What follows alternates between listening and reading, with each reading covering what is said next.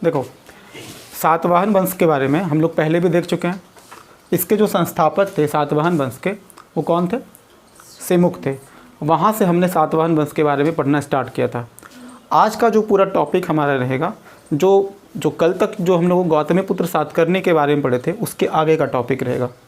तो गौतमीपुत्र सातकर्णी के आगे उसके जो पुत्र है वशिष्ठी पुत्र पुलमामी और शिवश्री सातकर्णी, यज्ञश्री सातकर्णी, यहाँ तक हम लोगों का टॉपिक रहेगा। और उसके जो सातवाहन वंश के जो अंतिम शासक होंगे उनका नाम क्या होगा? पुलमामी थर्ड। यहाँ तक हम लोग का आज का टॉपिक रहेगा। उसके बाद अगर टाइम बचेगा थोड़ा सा हम लोग ये देख लेंगे मौर्योत्तर काल के सामाजिक विशेषता क्या थी, आर्थिक विशेषता क्या था। देखो, ये तो हम लोग चूँकि शासन वगैरह के बारे में, राजा के बारे में अलग अलग करके पढ़ रहे हैं। हमारा मेन मकसद ये नहीं है कि सिर्फ राजा के बारे में पढ़ना है। ओवरऑल जो कंक्लूज़न होगा हमारा सामाजिक, आर्थिक, राजनीतिक, जो कि बहुत इंपॉर्टेंट है।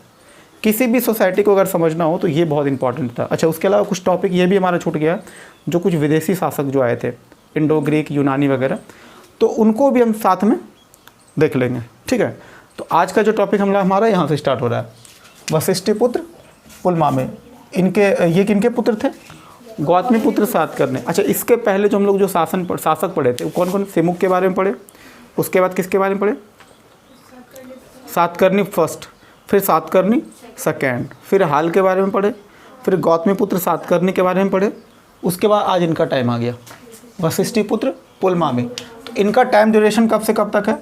130 से लेकर के 154 AD तक है, यानी कि ईस्वी के बाद का समय चल रहा है। ये लगभग कितना साल रहे? 24 साल तक शासन किए। अच्छा, एग्ज़ाम में जो क्वेश्चन इससे पूछा जाता है हम लोग को ये ज़्यादा फोकस करना है। तो इनको कहा जाता है दक्षिणापथेश्वर। इससे पहले किनको कहा जाता था? दक्षिण के स्वामी गौतमीपुत्र सातकर्णी। ये अपने बारे में बहुत सारा कुछ जो है नाम रखे थे। अच्छा, दक्षिणापथेश्वर का नाम अगर बोला जाए तो वशिष्ठी पुत्र पुलमामी है, और इनको महाराज की उपाधि भी मिली थी उस समय। ठीक है, तो ये उपाधियों का दौर वो चलते रहेगा। ये उपाधियाँ, इतनी सारी उपाधियाँ हम लोग पढ़ने वाले हैं। एक एक राजा की बहुत सारी उपाधि है, तो ये बहुत मुश्किल होता है कि किसके बारे में क्या याद रखा जाए। हम लोग मोटा मोटी ओवरऑल देखेंगे। ठीक है, अच्छा, इनको महाराज कहने के पीछे या फिर दक्षिणापथेश्वर कहने के पीछे का जो रीज़न रहा होगा वो इसलिए, क्योंकि जैसे मान लो ये इंडिया का मैप है, तो ये सातवाहनों का क्षेत्र तो था, लेकिन आंध्र प्रदेश का क्षेत्र अभी भी थोड़ा सा, जो सातवाहन राजा थे उनके रेंज में अभी भी अच्छे से नहीं था। तो इन्होंने क्या किया? आंध्र प्रदेश को जीता, और जीत करके क्या किए? अपने राज्य में मिला लिए। तो अब सातवाहन का साइज क्या हो जाएगा? सातवाहन साम्राज्य का साइज बढ़ जाएगा।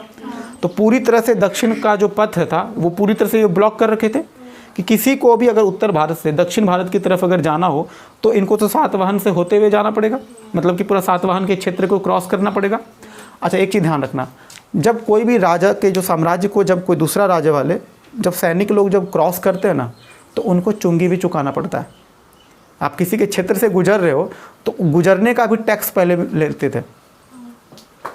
हम लोग देखेंगे आगे चल के इस प्रकार के कई सारे टैक्स लेते थे। देखो, राजा के साम्राज्य का क्षेत्र जितना ज़्यादा बड़ा होगा उसको इतना बेनिफिट होता था, क्योंकि उसके पास कर लगाने की जो है बहुत ज़बरदस्त ताकत होती थी। वो अलग अलग प्रकार के कर लगाते थे। हम लोग देखे थे ना, चारागाह के जो अध्यक्ष जो थे, क्या नाम था उसका? विविता अध्यक्ष पढ़े थे ना। तो वो चारागाह पर भी टैक्स लगाते थे। सोचो कि जो व्यक्ति जानवरों को चराने पर कर लगा सकता है, तो क्रॉस कराने पर कर लगाया तो क्या लगाया? तो आने जाने पर भी क्या करेगा? शुल्क लगाएगा वो। ठीक है, अच्छा, आंध्र प्रदेश को जीतने की वजह से इसको क्या बोलता है? प्रथम आंध्र सम्राट, यानी कि आंध्र प्रदेश का ये पहला सम्राट होगा। ठीक है, अच्छा, अमरावती का जो बौद्ध स्तूप है वो भी यही उन्होंने बनाया था। अमरावती याद है? अमरावती कौन है? अमरावती का क्षेत्र, अमरावती का वही क्षेत्र जो कि अभी वर्तमान में आंध्र प्रदेश का नया राजधानी तैयार हो रहा है। ठीक है, क्योंकि जो तेलंगाना है, तेलंगाना का राजधानी क्या बन गया? हैदराबाद। तो अभी जो है अमरावती आंध्र प्रदेश का अलग राजधानी बनाने की बात चल रहा है। इससे पहले कैसे काम चल रहा था? तेलंगाना दोनों का राजधानी था, आंध्र प्रदेश का भी था और हैदराबाद तो था ही ना, आंध्र प्रदेश का भी था और तेलंगाना का भी था। दोनों का एक ही राजधानी से काम चल रहा था। अब क्या होगा? तेलंगाना का अलग राजधानी हैदराबाद हो गया और आंध्र प्रदेश का क्या हो जाएगा? अमरावती। और उसी अमरावती में जाके वहाँ पे बौद्ध स्तूप बनवाया था। ठीक है, तो अमरावती में जो बौद्ध स्तूप किसने बनवाया था? वशिष्ठी पुत्र पुलमामी। ठीक है, अब देखो थोड़ा सा इनके बारे में तो समझना। जब गौतमी पुत्र सातकर्णी के टाइम में क्या हुआ समझो। गौतमी पुत्र सातकर्णी के समय में उन्होंने अपने पुत्र की स्थिति मजबूत करने के लिए, मतलब वो अपने बेटा की स्थिति को बेहतर करना चाहते थे। वो चाहते थे कि मेरा बेटा सही से राज्य पे शासन कर पाए। तो उसके लिए उन्होंने क्या किया, उन्होंने एक दिमाग लगाया, गौतमी पुत्र सातकर्णी। अच्छा, फिर वही दिमाग लगाएंगे, शादी वादी करा दो, जो दुश्मन है उसकी बेटी से शादी करा दो, मामला वहीं पे ख़त्म है। तो उन्होंने क्या किया, उन्होंने वशिष्ठी पुत्र पुलमामी का विवाह किससे कराना चाहा, रुद्रदामन की पुत्री से, जो शक लोग थे उधर के, बहुत मजबूत स्ट्रांग ताकतवर राजा थे ये रुद्रदामन, और उनकी पुत्री से ये विवाह कराना चाहते थे। लेकिन ये भाई साहब मना कर दिए। अच्छा, मना ये क्यों किए, क्योंकि इसी वशिष्ठी पुत्र पुलमामी को 2 बार हरा चुका था ये युद्ध में। तो हारे हुए व्यक्ति से अपनी पुत्री का विवाह कराएगा कभी, ये तो बहुत ज़्यादा मतलब सम्मान के साथ समझौता करने वाला बात हो गया। और ये डिग्निटी वाले आदमी थे रुद्रदामन, नाम से ही लग रहा है कितने क्रोधित होंगे ये। तो रुद्रदामन क्या किया, बोला नहीं भाई, ऐसे निठल्लों से हम अपनी बेटी का शादी नहीं करने वाले हैं। तो ये बात तो उनको भी बुरा लगा होगा कि मेरे बेटे को निठल्ला बोला।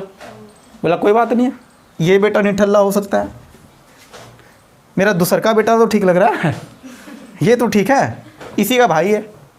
तो इसका नाम क्या है, शिवश्री सातकर्णी, जो कि इसका भाई था। इसको तुम हराए थे निठल्ला, तो समझ में आ गया, ये ठीक लग रहा है, इसी से करा लो, लेकिन करा लो ठीक रहेगा। तो बोला ठीक है, इससे तो नहीं करने वाले हैं, इससे करा लेते हैं। तो ये क्या किए, इनसे शादी करा दी अपने पुत्री का, और ये उनके क्या बन गए, दामाद।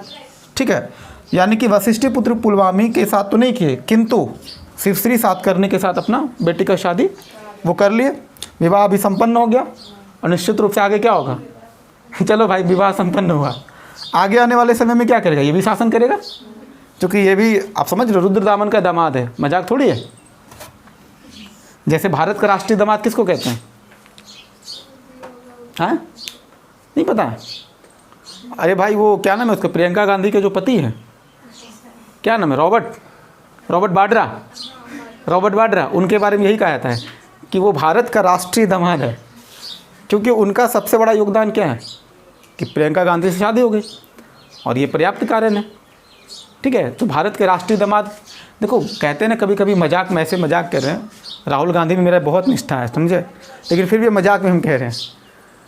राहुल गांधी को मतलब राजनीति बिल्कुल पसंद नहीं था, लेकिन कभी कभी जैसे कि अब तो थोड़ा मैच्योर भी हुए हैं, लेकिन पुराने समय में क्या था कि मतलब नहीं था कि ज़बरदस्ती का, जैसे किसी को कान पकड़ के आमेट के बोल रहा है चल पॉलिटिक्स कर, का है कि तुम तुक्के से इस गांधी परिवार में पैदा हुए, और इस बात की कीमत उनको बहुत चुकाना पड़ा। कई बार राजनीति करने का उनको इच्छा बिल्कुल नहीं होता था, लेकिन तब भी चूँकि राजमाता बोली है, और भारत की राजमाता कौन है, सोनिया गांधी।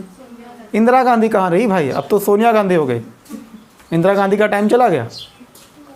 इसी तरह भारत में राष्ट्रीय दामाद, ये इंडिकेशन है, मतलब जब भी बोला जाए तो समझ जाना चाहिए कि हाँ किन के बारे में कहा जा रहा है। अब पता नहीं राहुल गांधी के समर्थक वाले जो है बड़ा नाराज हो जाएंगे मेरे पे, कहेंगे देखो राहुल गांधी का मजाक उड़ा रहा है। ठीक है, ये हमारा ख़त्म हो गया। अब जरा सा इनके बारे में देख लें, यज्ञश्री सातकर्णी। अब इनके बाद का टाइम आएगा यज्ञश्री सातकर्णी। अच्छा, ये अंतिम महत्वपूर्ण राजा इनके बारे में कहा जाता है। महत्वपूर्ण राजा मतलब अंतिम राजा तो होंगे नहीं, महत्वपूर्ण राजा की बात कर रहा है। मतलब अभी भी जो राजाओं में जो ताकत होनी चाहिए, जो दमखम होना चाहिए, वो इनके अंदर मौजूद था, क्योंकि इसके बाद जितने भी शासक आएंगे उनमें वो ताकत नहीं बचेगी।